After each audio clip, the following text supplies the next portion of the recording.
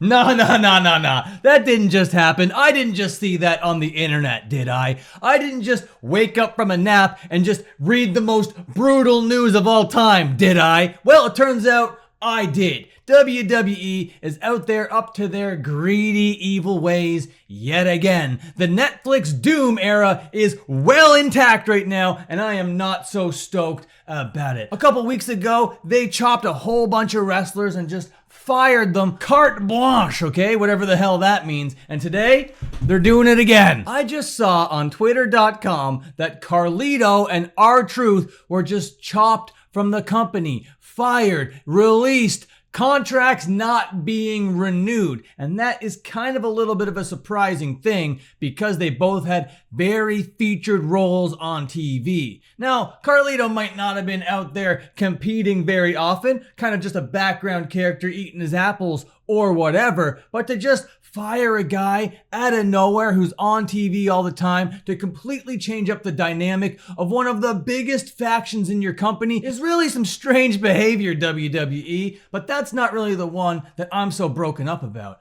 I and the rest of the wrestling world are shocked to see that R-Truth has been cut from the company. Let's just go over and read his little Twitter post right here. Let me put on my reading spectacles real quick. All right, he tweets out, "I'm sorry to inform you, I just got released from WWE. I want to thank WWE for the ride, but mostly I want to thank each and every one of you for being along for that ride. Thank you for all the love, support, and appreciation you have ever given me over the years. Thank you." No, not thank me, R-Truth. Thank you. You can get with this. You can get with that. You better get with this, because this is where it's at. What's up? What's up? What's up? What's up? What's up? Why'd you do it, WWE? Completely out of nowhere and out of the blue. And I gotta say, the reason why I'm so surprised is because R-Truth, not only was he featured on TV all the time, he's beloved and has been beloved for like 3 decades now out there on the television. This guy has a way of just making everybody smile. Everybody in the back room over there, the locker room or whatever, they love R-Truth. Everybody on camera, they love R-Truth. Everybody in the stands, everybody at home, everybody on the internet, everybody is a big fan of R-Truth. And so what? He's like 50 some odd years old. This guy can still go, and he gave John Cena's most entertaining match in God knows how long. Ron Cena is going to be something that lives with me then, now, and for always. I'm telling you that much for free. Now, when WWE made a deal with Netflix, it was like, oh, this is going to be a great thing. We're going to be all over the world now, and everybody's going to be able to see the WWE programming. But it's just gotten more corporate. It's just gotten more greedy. It's just gotten more cutthroat just to let this guy go, who I will say again is beloved and heavily featured on the program just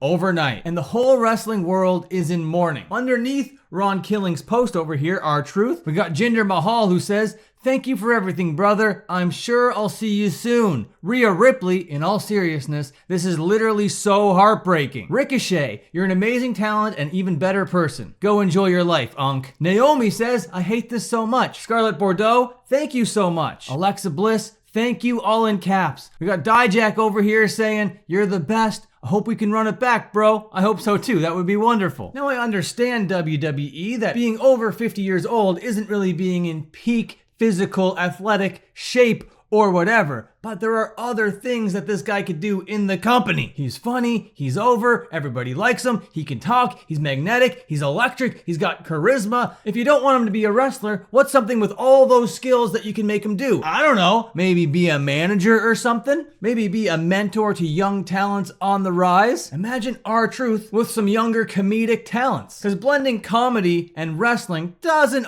always go so great. It more often than not fails and flops harder than anything ever. But R-Truth was one of those guys that just knew how to blend comedy and wrestling and actually make it funny. And there'll always be a place for comedic wrestling on the show. But I don't know if WWE is gonna think that so much. They're thinking, oh, we already have a comedy character in El Grande Americano. We don't need R-Truth. And don't get me started on the El Grande Americano stuff. That guy is being completely misused. He should be treated like a Kurt Angle type situation. But just to stick him down there in the middle of the card is gonna be such perplexing behavior to me. I have so many positive memories watching SmackDown, watching Raw, and having R-Truth come out. For some reason, those bars that he sang in his entrance music never got tiresome. I never got bored of it, not once. You can get with this, you can get with that. You should get with this because this is where it's at. What's up, what's up, what's up, what's up? I'll tell you what's up now, R-Truth. Back of the unemployment line. So even though his job security has been shattered into a million pieces,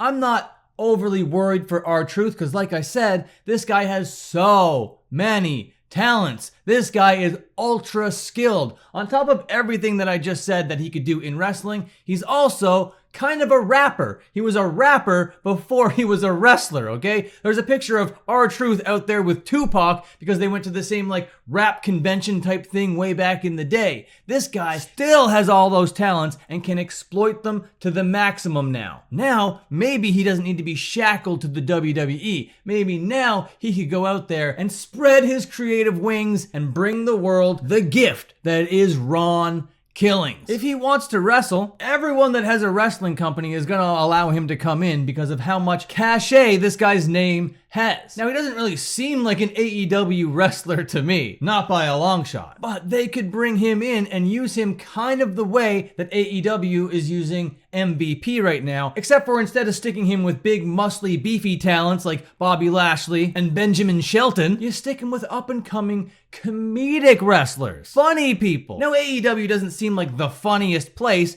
but there is a place for comedy on that show as well. The Outrunners are a very funny act. The Youngest Men Alive, that is hilarious and also legitimate and over. If R-Truth signs with AEW and manages the Outrunners, my God, we could just start printing money. Imagine him and Mikey Ruckus linked up. They could even produce theme songs for wrestlers. The possibilities are endless. I don't know if Dolph Ziggler is still out there doing stand-up comedy or whatever. The guy's never been that funny, but R-Truth is that funny. So if he wanted to go down the stand-up comedy road, he could do that too. This guy is a triple threat. Comedy, music, wrestling, and you're just gonna chop him off your block, WWE? I gotta say, that is some questionable and perhaps stupid behavior. It's just so weird to me that you heavily featured this guy on the last Saturday night's main event in a match with John Cena, a very high-profile match, okay? Just to be like, thanks for coming. Snip you out of here real quick, out of the fabric of our company. You've been around for 30 years, making people smile and laugh. No more paycheck for you. No more soup for you. Back of the line. Get out of here, Ron Truth. Listen up, WWE. You better take what I'm saying right now very seriously and very much to heart. You're chopping everybody out of your company and bringing up all these other people that are like 13 years old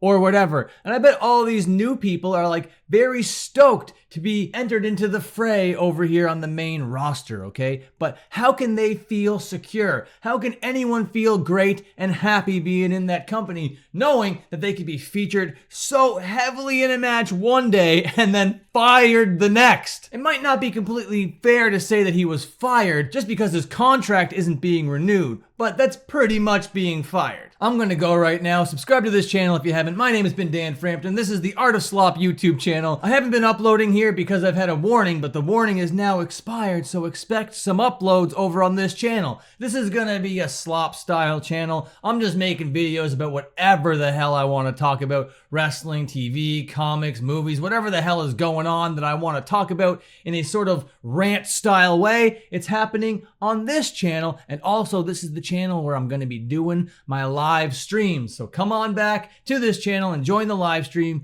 get a music request in. Okay, I'm out of here. Goodbye, see you later, and have a good one. Everybody except for WWE. Paul Levesque, I hope you're having the worst day ever, bud.